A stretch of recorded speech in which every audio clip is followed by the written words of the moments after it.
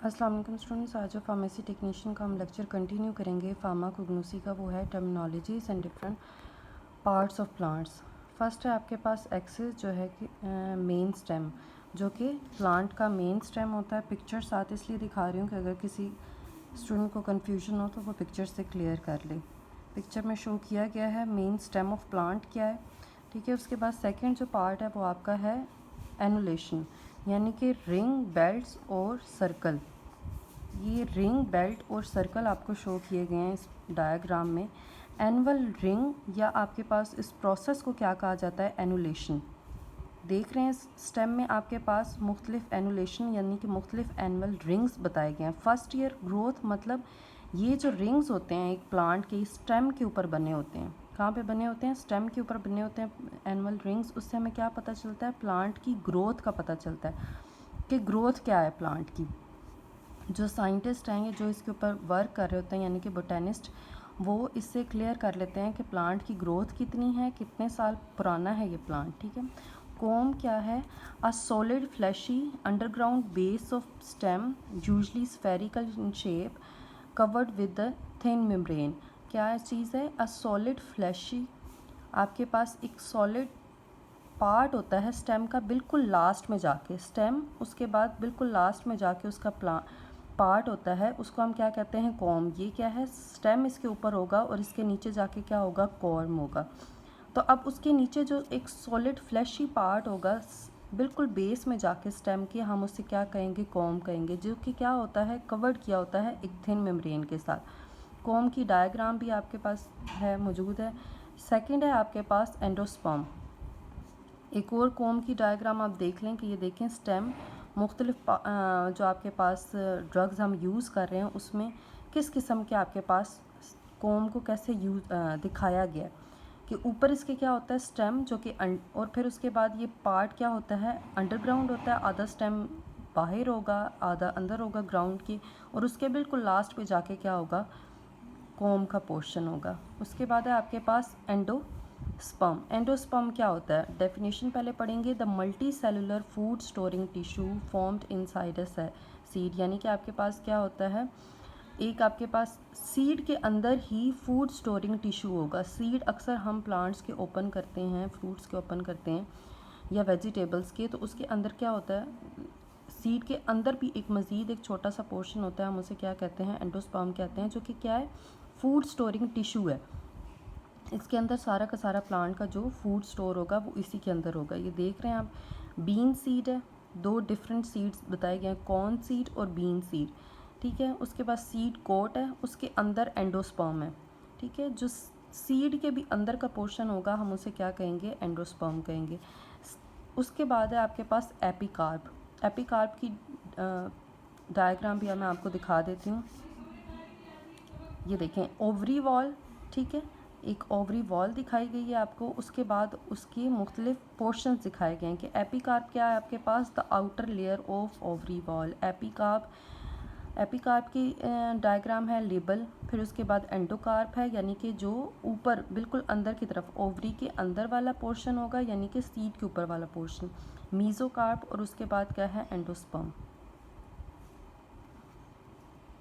Second आपके बाद क्या उसके बाद क्या है, एक्सुडेशन।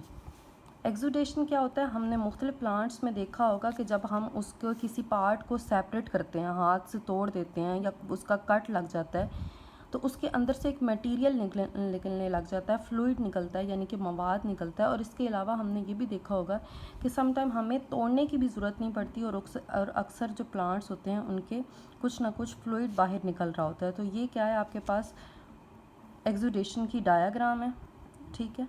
देख लें कि इसके अंदर से क्या हो रहा है, मवाद निकल रहा है। जब हम कट लगाते हैं या कट लगाए बगैर भी इसके अंदर से निकल रहा होता है। Any discharge through an incision.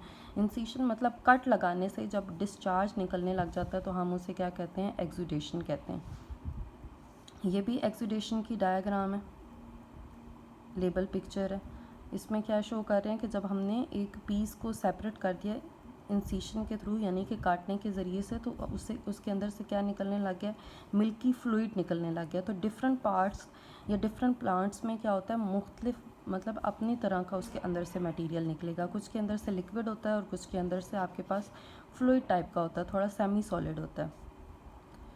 अब एक और डायग्राम है जैसे ये, तो नीचे क्या लिखा है आपके पास, गुटेशन, ठीक है।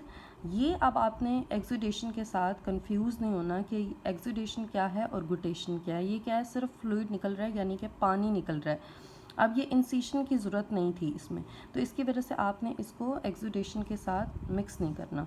नेक्स्ट है आपके पास फॉलिकल्स, ठीक है। पहले बुक से पढ़ते जाएं और साथ साथ डायग्राम देखते जाएं।